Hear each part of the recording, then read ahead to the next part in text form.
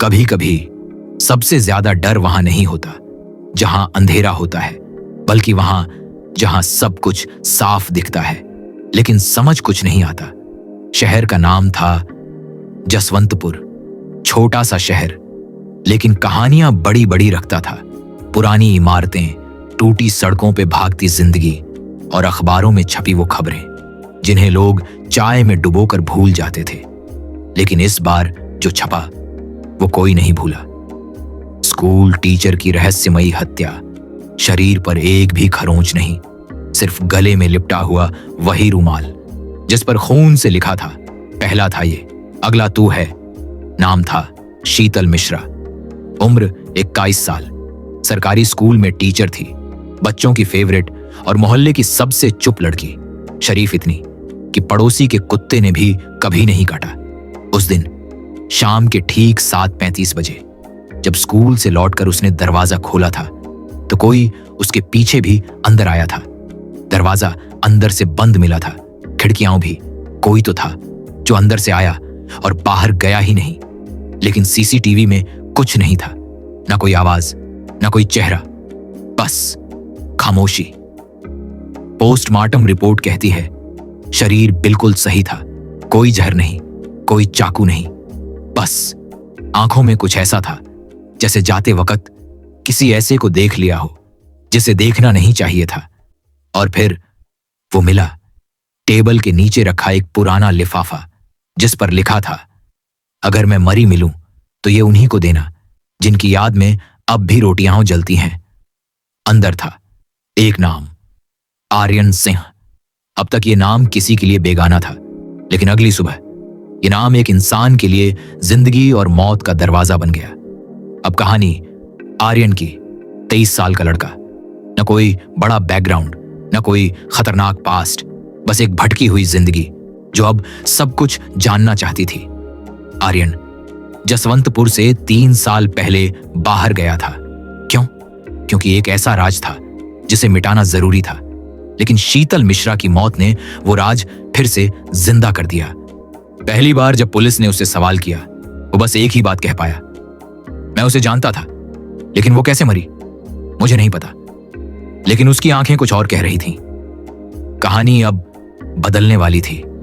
शीतल जो सबकी फेवरेट थी, आर्यन जो सबसे छुपा रहता था, और एक सिस्टम जिसमें सच कहने से ज्यादा झूठ छुपाना सिखाया जाता है। और अब कहानी में आता है एक नाम जिसका जिक्र कोई करता नहीं, लेकिन हर दीवार के पीछे वही खड़ा दिखता है, राजा ठाकुर, जसवंतपुर का अदृश्य माफिया। बिना चेहरा दिखाए वो चेहरे बदलता था। लेकिन असली ट्विस्ट आया जब पुलिस को मिला एक और सुराग, एक पुरानी फाइल स्कूल रिकॉर्ड से, जिसमें 2012 का एक केस दबाया गया था। कक्षा 9A में एक लड़की ने खुद को आग लगा ली थी। नाम प्रियंका साहू, उम्र सिर्फ 14 साल। उस वक्त रिपोर्ट बंद कर दी गई थी, कारण मानसिक तनाव। लेकिन शीतल उस क्लास की इंचार्ज थी और आर्यन उसी क्लास का छात्र। अब ये कहानी स्कूल की मासूम दीवारों से उठकर शहर की सबसे गंदी सच्चाई में घुसने वाली थी। आर्यन अब सिर्फ शक के घेरे में नहीं था, वो खुद सवालों का पीछा करने निकला, क्योंकि उसके पास एक ही रास्ता था, या तो वो खुद को साबित करे या अगला निशाना वो खुद बने। और तभी आर्यन के घर की दीवार पर कोई खून से लिख जाता है, तू बच नहीं पाएगा। आर्यन ने दीवार पर खून से लिखा वो लाइन देखा, तू बच नहीं पाएगा। कुछ देर तक वो बस उस लकीर को घूरता रहा। ना आवाज निकली, ना आहट, लेकिन अंदर कुछ टूटने की आवाज साफ सुनाई दे रही थी। उसे समझ नहीं आ रहा था किस बात की सजा उसे मिल रही थी। उसने कुछ किया भी है या सिर्फ किसी और के पाप की कीमत चुका रहा है। फोन उठाया, पुलिस को कॉल किया, लेकिन कॉल करने से पहले 1 सेकंड को ठहर गया। उसे यकीन नहीं था कि पुलिस उसकी सुनेगी या फिर एक बार फिर वही करेगी जो पहले करती आई है, फाइल बंद, केस साइलेंट। उसने कॉल नहीं किया। उसी रात उसने शीतल मैम की मौत वाली रिपोर्ट को फिर से पढ़ा। बार बार हर लाइन में एक नया सवाल छुपा था। कोई अंदर से आया लेकिन बाहर नहीं गया। लाश के पास सिर्फ एक फोटो मिली, जिसमें 3 चेहरे थे, आर्यन, शीतल और एक अनजान लड़की। आर्यन ने वो पुरानी फोटो हाथ में ली। थोड़ी धूल लगी थी, किनारे मुड़े हुए थे, लेकिन चेहरों की मुस्कान अब भी वैसी ही थी, मासूम और अब अधूरी। शीतल मैम बीच में थी, आर्यन उनके बाईं ओर और दाईं ओर एक लड़की जिसकी आंखें कुछ कहना चाहती थीं। वही लड़की जिसके नाम के आगे सबने चुप्पी ओढ़ ली थी, प्रियंका साहू।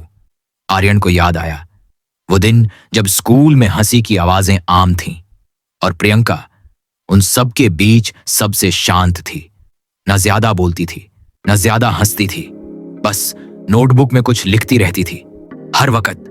किसी ने कभी नहीं सोचा था कि वही लड़की एक दिन स्कूल की छत से कूदकर आग लगा लेगी खुद को, लेकिन आर्यन जानता था वो कूदी नहीं थी, धकेली गई थी। उस दिन की एक झलक अब भी उसके जहन में जिंदा थी।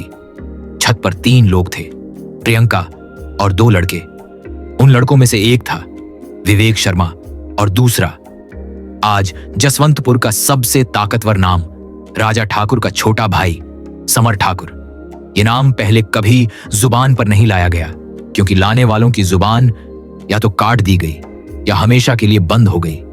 लेकिन अब जब शीतल मैम मारी जा चुकी थी और आर्यन को धमकी मिल चुकी थी, तो उसके पास सिर्फ 2 ही रास्ते थे, या तो भाग जाए या वापस उसी जगह जाए जहां यह सब शुरू हुआ था, स्कूल। अगली सुबह वो सीधे स्कूल पहुंचा।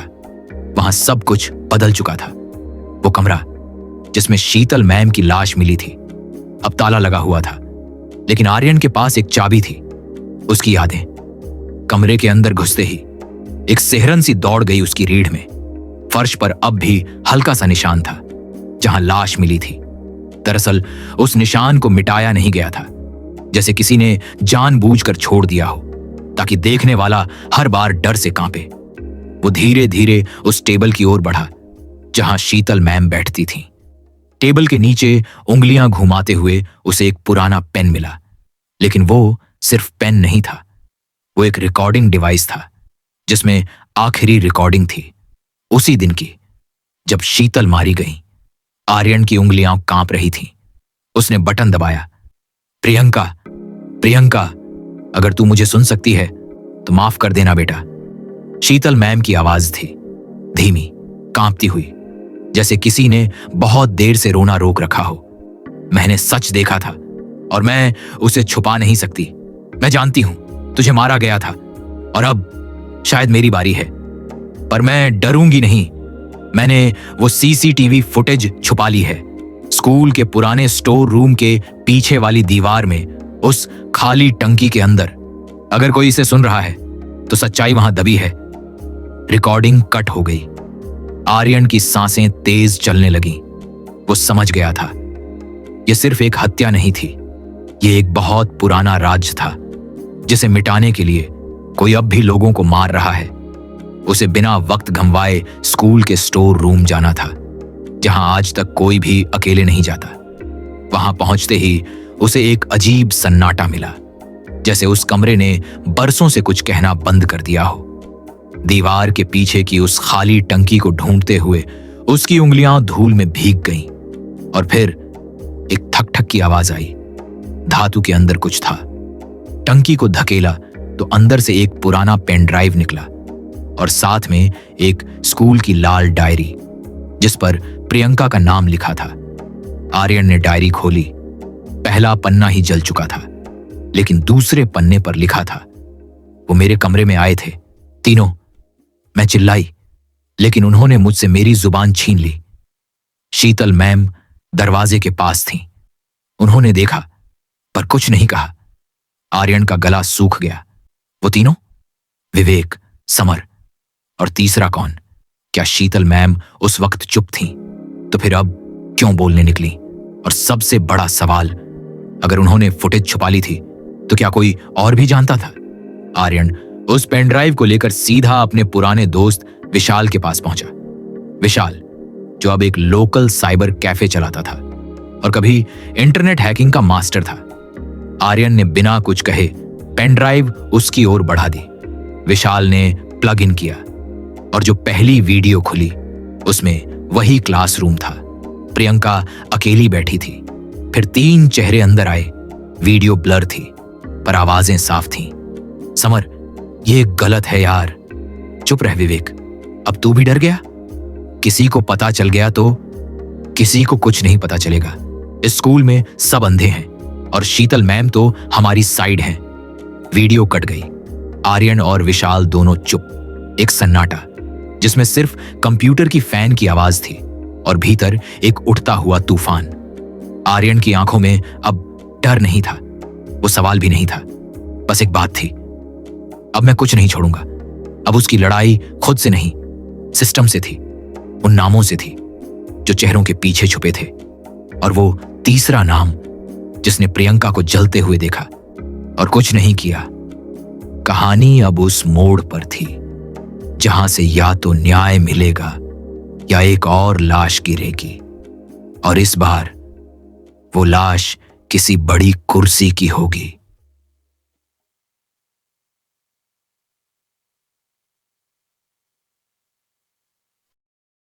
आर्यन अब वापस लौट चुका था, पर वो इंसान नहीं रहा था जो शहर छोड़कर गया था।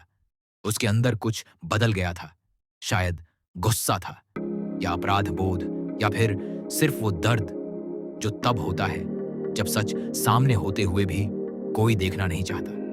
वो अब सबके पास जाना चाहता था, हर उस चेहरे के पास जिसने प्रियंका को देखा और फिर भी कुछ नहीं कहा। उसकी पहली मुलाकात हुई विवेक शर्मा से। विवेक अब एक स्कूल में क्लर्क था।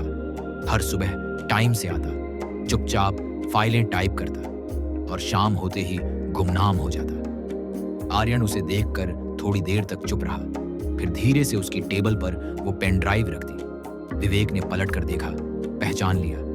तू वापस क्यों आया है? आर्यन ने बस एक सवाल पूछा। क्यों किया तुम लोगों ने ऐसा? विवेक कांप गया। उसके हाथों से पानी का गिलास गिर गया। मैंने नहीं किया था आर्यन, मैं तो बस वहां था। मुझे डर लग रहा था। आर्यन की आवाज थरथराई। डर किससे? समर से या खुद से? विवेक की आंखें भर आईं। उस दिन अगर मैं मना करता तो शायद मैं भी मारा जाता। वो लोग कुछ भी कर सकते थे, आर्यन ने धीमे से कहा। और प्रियंका, उसे मारना जरूरी था? विवेक ने सिर झुका लिया, फिर जेब से एक छोटी सी चिट्ठी निकाली। ये उसने मुझे दी थी मरने से 2 दिन पहले। बोली थी कि अगर मैं कुछ कर सकूं तो करूं। आर्यन ने चिट्ठी खोली। साधारण पन्ना था, लेकिन हर शब्द जैसे जहर की तरह था। अगर मुझे कुछ हो जाए तो समर ठाकुर को मत छोड़ना। वो जो दुनिया के सामने सभ्य बनता है, असल में राक्षस है, और जो चुप हैं वो भी कम गुनहगार नहीं। आर्यन अब समझ चुका था, ये लड़ाई सिर्फ समर ठाकुर से नहीं, बल्कि हर उस इंसान से थी जो देखता है और चुप रहता है। उसने पेन ड्राइव वापस ली, विवेक की ओर देखा। अब भी कुछ बदल सकता है विवेक, लेकिन तू चाहे तो। विवेक ने सिर हिलाया। अब मैं तुझसे नहीं डरता।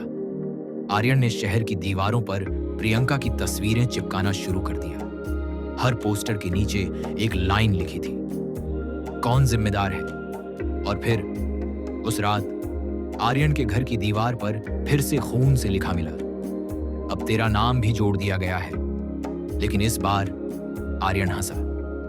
अब तो तुम लोग डरते हो मुझसे, यही काफी है।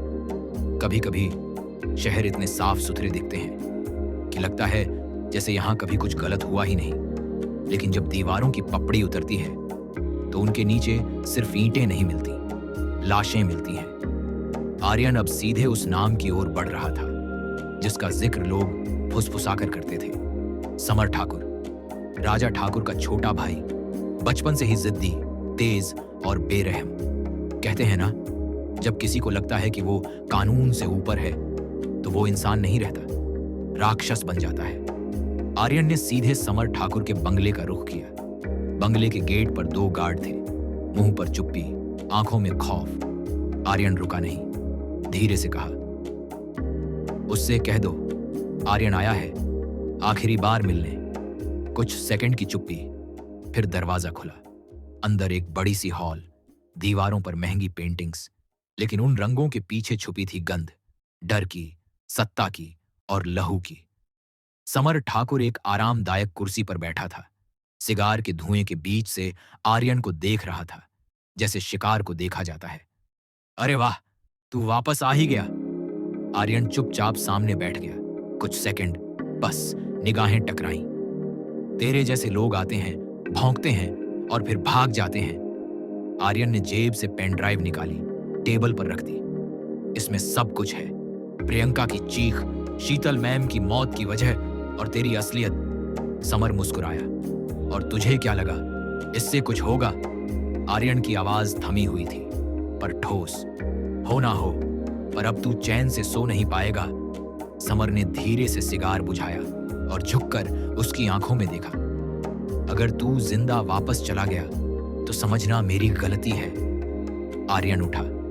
गलतियां तो तुझसे बहुत हो चुकी हैं समर, अब गिनती मेरी चलेगी। वो बाहर निकल गया, लेकिन उससे पहले गार्ड्स में से एक ने उसकी जेब में चुपचाप एक पुर्जा डाल दिया। छोटा सा कागज जिस पर सिर्फ 3 शब्द थे, मिलो कुएं पर। रात 12 बजे शहर से बाहर पुराने कुएं के पास आर्यन पहुंचा। वहां एक बूढ़ा आदमी खड़ा था, कमजोर आंखें, कांपते होंठ, पर उसके पास शायद सबसे मजबूत गवाही थी। मैं चौकीदार था स्कूल में, प्रियंका के दिन सब देखा मैंने।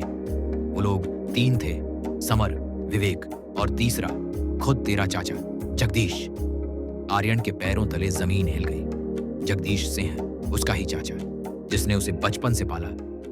मैंने शीतल मैडम को भी देखा था। वो कुछ कहना चाहती थी, लेकिन राजा ठाकुर ने उनका ट्रांसफर रुकवाकर उन्हें डराया, फिर उनका घर जलाया। और जब भी वो बोलने चली, कोई ना कोई हादसा हुआ। आर्यन अब समझ चुका था, यह सिर्फ समर ठाकुर की कहानी नहीं थी, ये पूरे सिस्टम की गंध थी, जहां अपराधी कुर्सियों पर बैठे थे और मासूम जल रहे थे। अब आर्यन को सिर्फ एक चीज चाहिए थी, सबूत जो अदालत में गूंज सके, और वो था प्रियंका की मूल डायरी। बूढ़े चौकीदार ने कहा, वो डायरी अभी भी स्कूल के पुराने बेसमेंट में है। शीतल मैम ने मुझे दी थी और मैंने छुपा दी थी। अब कहानी उसी स्कूल की ओर मुड़ने वाली है, जहां सब कुछ शुरू हुआ था, जहां मासूमियत का खून हुआ था, जहां ईंटों के नीचे आज भी सच्चाई दबी है। और आर्यन अब वापस जाने वाला है स्कूल के बेसमेंट में सच की कब्र खोदने। आर्यन उस रात सोया नहीं, बल्कि चुपचाप बैठा रहा, हाथ में वही पुराना खत और सामने जलती हुई मोमबत्ती। उसके सामने अब 2 चेहरे थे, समर ठाकुर और उसका अपना चाचा जगदीश सिंह, जिन पर भरोसा था, जिनके लिए जान तक दे देता। अब वही नाम प्रियंका की डायरी में दर्ज थे, गुनहगार की तरह।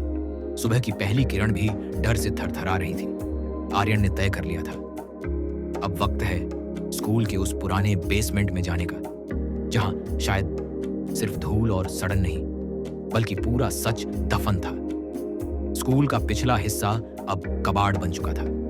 दरवाजा टूटा हुआ, खिड़कियां बंद और बेसमेंट की सीढ़ियां जंग लगी हुई। हर कदम पर धूल उड़ रही थी, जैसे पुराना वक्त झटक कर जाग रहा हो। नीचे अंधेरा था। मोबाइल की टॉर्च जलाकर आर्यन धीरे धीरे अंदर गया। कोनों में मकड़ियों ने जाल बुने थे और बीच में एक पुरानी लोहे की अलमारी। आर्यन ने जैसे ही अलमारी खोली, सामने रखी थी एक लाल रंग की डायरी, जिसके ऊपर एक नाम हल्के खून से लिखा था, प्रियंका। उसने कांपते हाथों से डायरी खोली। 10 अगस्त, आज उन्होंने मुझे फिर बुलाया। समर, विवेक और वो तीसरा आदमी, जिसकी आंखों में डर नहीं, हंसी थी। उसने कहा, हम तेरे घर वालों को भी खरीद सकते हैं, तू क्या चीज है? मैंने मना किया। मैंने लड़ने की कोशिश की, पर वो लोग हंसते रहे। शीतल मैम ने सब देखा, लेकिन उन्होंने कुछ नहीं कहा। शायद उन्हें डर था, या शायद उनकी भी कोई मजबूरी थी। अगर मैं ना रहूं तो मेरी डायरी को सबूत समझा जाए और मेरी आत्मा को इंसाफ मिले। आर्यन की आंखों से आंसू गिर रहे थे, लेकिन तभी पीछे से एक परछाई आई और जमीन कांप गई। वो डायरी मुझे दे दे आर्यन। ये आवाज उसके चाचा जगदीश सिंह की थी। आर्यन पलटा और देखा, उसका चाचा बंदूक लिए खड़ा था। तू सोच भी नहीं सकता बेटा, कितना कुछ दांव पर है। हमने बहुत कुछ बनाया है, ये शहर, ये सत्ता, सब हमारे दम पर है। प्रियंका बस एक दाग थी जो हटानी पड़ी। आर्यन चुपचाप सुनता रहा और फिर धीरे से बोला, आपने मुझे कभी अपना बेटा कहा था ना? फिर आपने मुझे भी बेच डाला। उसी दिन, उसी स्कूल में आप वहां थे ना? जगदीश की आंखें अब जवाब नहीं दे पा रही थी। उसने बंदूक उठाई। डायरी दे दो आर्यन, मैं कुछ नहीं करूंगा। लेकिन तभी पीछे से पुलिस की सायरन बजने लगी। विशाल ने पहले ही कॉल कर दिया था। जगदीश ने देखा और उसके हाथ कांप गए। तूने मुझे धोखा दिया। नहीं चाचा, आपने हमें मार डाला था। आज बस सच्चाई जिंदा हो रही है। पुलिस अंदर आई। जगदीश को गिरफ्तार कर लिया गया और उसी डायरी की कॉपी कोर्ट को सौंप दी गई। एक हफ्ते के अंदर समर ठाकुर और विवेक शर्मा दोनों की गिरफ्तारी हुई। मीडिया में एक ही हेडलाइन थी, 14 साल पुराना बलात्कार और हत्या मामला फिर खुला। गवाह वही निकला जो कभी गुमनाम था। रियन अब हर रोज एक पोस्टर स्कूल के बाहर चिपकाता है, प्रियंका की मुस्कुराती तस्वीर के साथ, और नीचे लिखा होता है, कभी कभी न्याय देर से आता है, लेकिन जब आता है तो सांसों को सुना देता है। आर्यन अब एक शांत इंसान बन चुका था, कम बोलने वाला, ज्यादा सोचने वाला। शहर ने उसे अब एक हीरो की तरह देखना शुरू किया था, जिसने अकेले एक गहरी साजिश उजागर की, जिसने अपनों को कटघरे में लाकर खड़ा कर दिया। लेकिन आर्यन जानता था, एक सवाल अब भी अनसुलझा है। प्रियंका की डायरी में एक तीसरे चेहरे का जिक्र था, समर, विवेक और एक हंसता हुआ आदमी। समर और विवेक तो गिरफ्तार हो गए, चाचा भी सलाखों के पीछे थे, तो फिर वो तीसरा कौन था? एक रात जब आर्यन स्कूल के उस पुराने कमरे में अकेले बैठा था, तो उसे एक अजीब सी फाइल मिली। शीतल मैम की डेस्क के पीछे लकड़ी के बोर्ड में फंसी हुई। फाइल का टाइटल था इंटरनल कंप्लेंट 2011। आर्यन ने फाइल खोली और जो नाम सबसे ऊपर था वो पढ़कर उसके रोंगटे खड़े हो गए। आर्यन सिंह। फाइल में लिखा था, प्रियंका साहू द्वारा दर्ज की गई अनौपचारिक शिकायत। आर्यन सिंह नामक छात्र द्वारा पीछा करने, क्लास के बाद अकेले बुलाने और दबाव डालने की कोशिश। आर्यन की सांस थम गई। उसकी आंखों के सामने अंधेरा छा गया। ये क्या है? उसने पूरी फाइल पढ़ी। कहीं भी कोई अंतिम जांच नहीं थी, बस शिकायत थी और एक लाइन, मामला